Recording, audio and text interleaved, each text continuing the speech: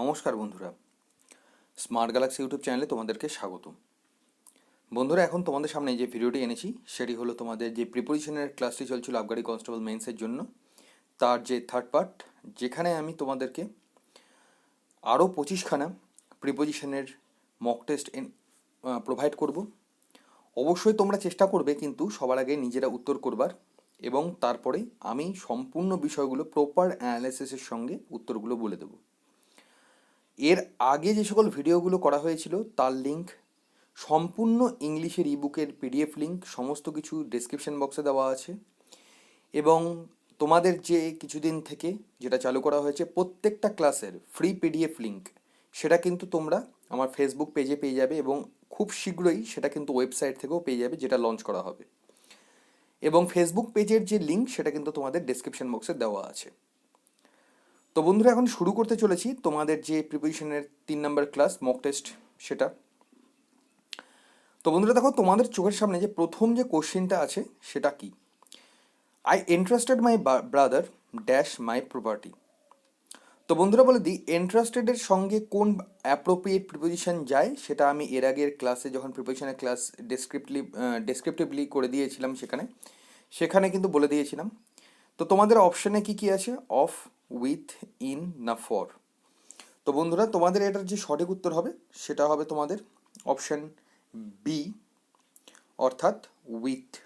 ঠিক আছে, একসাথে বন্ধুরা কালারটা একবার চেঞ্জ করে নিবি। ঠিক আছে, তো I entrusted my brother with my property. Clear? She has been endowed a sweet voice.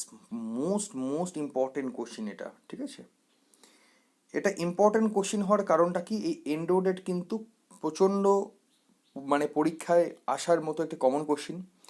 এটা কিন্তু প্রায় পরীক্ষাতে এন্ডোডের উপরে কিন্তু তোমাদের প্রশ্ন আসতে দেখতে পাওয়া যায়। তো এন্ডোডের সঙ্গে তোমাদের, বা এন্ডোড যেটা আর কি, এটার সঙ্গে তোমাদের কোন অ্যাপ্রোপ্রিয়েট প্রিপোজিশন যায়? সেটা in, on, with or for. তো বন্ধুরা, এর যে সঠিক উত্তর হবে সেটা হবে তোমাদের অপশন সি, অর্থাৎ with. She has bin এন্ডোড with a sweet voice, মানে তার খুব একটা সুমধুর একটা ভয়েস বা গলা রয়েছে। ঠিক আছে, গানের গলা যেটাকে বলা যায়। মোস্ট ইম্পর্টেন্ট এগেন একটা কোশ্চিন, 53 নম্বর প্রশ্নটা। হি is not eligible dash post. তোমাদের আগেও বলেছি বন্ধুরা, এখনও বলছি, তোমাদের কিন্তু কোশ্চিন লেভেল এরকমই থাকবে, যেগুলো তোমাদের গতানুগতিক যে ধারায় যে সকল প্রশ্নগুলো হয়, এই ধরনের ইজি প্রশ্ন কিন্তু তোমরা পরীক্ষার হলে পাবে। ঠিক আছে, তো হি ইজ নট এলিজেবল, এটা মনে হয় তোমরা সকলেই পারবে, 53 নম্বর প্রশ্ন, তো এটা তো সকলেই জানো। তো এলিজেবল ফর হয় তোমাদের সঠিক উত্তর। তো he is not eligible for this post, মানে এই পোস্টের জন্য সে যোগ্য নয়। You should divest your mind dash fear. তো তোমার মাথাকে ভয় থেকে সরিয়ে আনা উচিত। তো এখানে কিন্তু বন্ধুরা সবার আগে বুঝবে ভার্ব কোনটা। ভার্ব কিন্তু এখানে ডাইভেস্ট। ঠিক আছে, তো ডাইভেস্টের সঙ্গে তোমাদের কোন অ্যাপ্রোপ্রিয়েট প্রিপোজিশন যায়? ইন, অফ, উইথ না ফ্রম। তো এটা হবে তোমাদের সঠিক উত্তর হবে অপশন বি, অর্থাৎ of. You should divest your mind of fear. তোমাদের কিন্তু ডাইভেস্টের সঙ্গে এখানে অফ হবে। ঠিক আছে, এটা কিন্তু মাথায় রাখবে।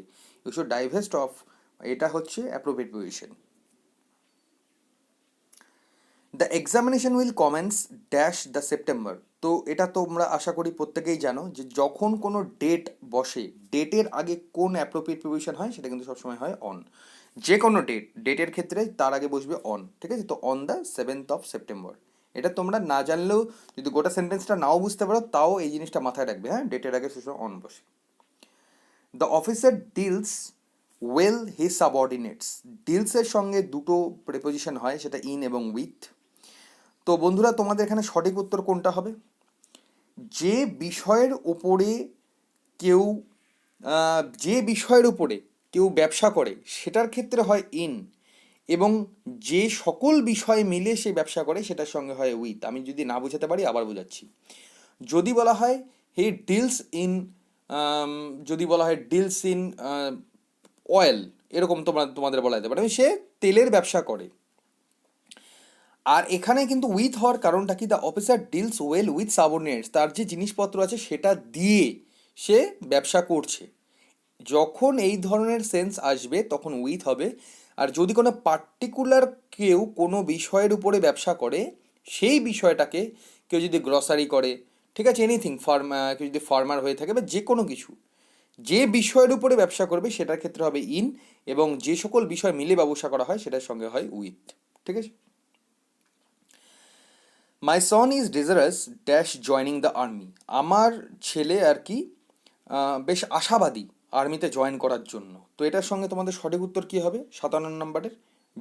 ডিজারাসের সঙ্গে কী হয় তোমাদের? অফ। তো my son is desirous of joining the army. Clear? 58 number তোমাদের যে প্রশ্নটা, I owe a duty dash our motherland. আমাদের মাদারল্যান্ডের জন্য ডিউটি পালন করা উচিত, বা আমাদের মানে এই বিষয়ে প্রতিজ্ঞ হওয়া উচিত। তো ও এর সঙ্গে একটাই প্রিপোজিশন হয়, এটা তোমরা মুখস্থ রেখে দেবে, এবং এটা কিন্তু ইম্পর্টেন্ট। হ্যাঁ, ও এর সঙ্গে সবসময় টু হয়, অর্থাৎ অপশান বি হবে ও টু। ঠিক আছে, ও টু, দৃঢ় প্রতিজ্ঞ বলা যায়। Her nature is quite different dash her sister. তার যে নেচার বা মনের যে প্রকৃতি, সেটা কিন্তু তার যে বোন তার থেকে কিন্তু আলাদা। তো কিভাবে যখন কোনো ডিফারেন্সিয়েট করা হয় কারো সঙ্গে, তখন কি হয়ে থাকে যে মানে ডিফারেন্ট ফ্রম। ঠিক আছে, তো এখানে সঠিক উত্তর কোনটা হবে? Option D. মানে কি হবে তোমাদের? Her nature is quite different from her sister. তার প্রকৃতিটা কীরকম? তার বোন থেকে আলাদা। Pratap Singh is devoid. দেখো বন্ধুরা, devoid any common sense, devoid কিন্তু একটাই প্রিপোজিশন কিন্তু বিয়ার করে, সেটা হলো কি ডেভোয়েড অফ। ঠিক আছে, তো অপশান এই হবে সঠিক উত্তর। Pratap Singh is devoid of any common sense. ঠিক আছে। She donates 7 hours dash her studies daily. Sorry, এটা ডেভোটস বন্ধুরা, ডোনেটস নয়। She devotes 7 hours her studies daily. সে কি করে? ডেভোটস মিনস উৎসর্গ করা বাংলায় বলে, বাট উৎসর্গ তো না, সে নিজেকে দেয়, মানে তার প্রতিদিনের যে পড়াশোনার জন্য সে 7 ঘন্টা করে বরাদ্দ করা থাকে, এরকম একটা সেন্স আসে। তো ডেভোটসের সঙ্গে তোমাদের কি হবে এখানে? তো এখানে হবে তোমাদের টু, অর্থাৎ she devotes 7 hours to her study daily, মানে প্রতিদিনের কাজকর্মের জন্য সে কতক্ষণ করে সময় দিয়ে থাকে? 7 ঘন্টা করে সময় দিয়ে থাকে। মোটামুটি 90% শোর থাকতে পারো এই প্রশ্নটা তোমাদের আসতে চলেছে। এবার এখানে রমেশের জায়গায় সুরেশ থাকতে পারে, বা যাই থাকুক, বা কলেরার জায়গায় ম্যালেরিয়া হতে পারে, বা প্লেগ হতে পারে, বা করোনা হতে পারে, এনিথিং হতে পারে। ঠিক আছে। ডায়েড, কোনো বিষয়ে যদি কেউ কোনো রোগের দ্বারা মারা যায়, ঠিক আছে, তাহলে সবসময় মনে রাখবে ডায়েডের সঙ্গে সর্বদা কিন্তু তোমাদের অফ বসে।